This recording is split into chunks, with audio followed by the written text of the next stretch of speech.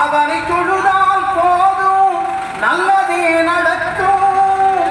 ஆனைமுகனை தொழுதால் நவக்கிரகங்களும் மகிழும். நல்லதே நடக்கும், நல்லதே நடக்கும்.